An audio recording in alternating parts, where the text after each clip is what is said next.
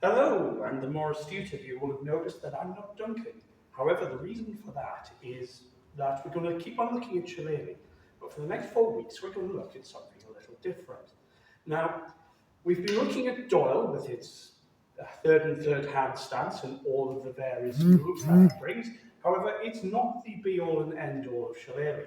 In fact, what we do know is that Doyle is perhaps, whilst it's one of the more complete systems, and indeed it is one of the systems that's still in the hands of the Doyle family, the family that originally brought it about. It's not the only system. In fact, there are many other systems, and it's quite possible to say that there was perhaps a system for each and every family or county.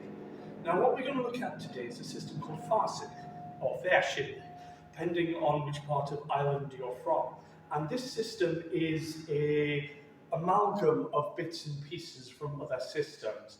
Now, you may recognise, if you've studied Shillelagh for a while, the stance. Because while Doyle takes this stance, Fearshid takes a very different stance.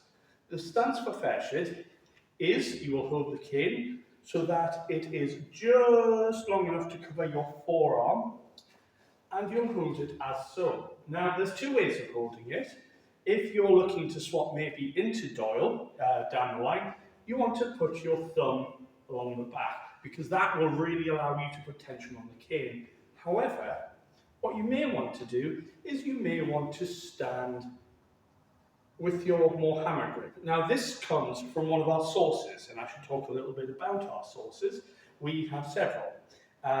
First of all, there's Antrim Batter, which is perhaps the style that will be most recognisable with this stance.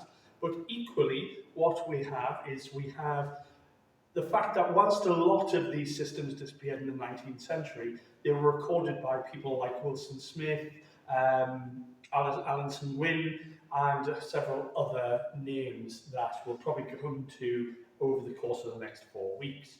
But what we're going to look at the moment is Fearshid. And we should probably start with explaining why Fearshid. Well, Fearshid is Gaelic. It means spindle, specifically the drop spindle. And if you're making wool, you will notice that when you hold the drop spindle up, it spins, first one way, then the other. And this is very, very important, because when you're holding the cane, you must never hold it in a way for too long that overstresses your hand. So you'll hold it long enough to cover, but you'll try and keep your hand in this nice straight alignment. And every time you do apply pressure to it, what you'll do, so if I were to move into this position, you'll see that there is strain up my shoulder, and this is all tension. And for every movement in one direction, much like the drop spindle, there is motion in the reverse direction. And that is the start of Fearshid. It is how power is generated.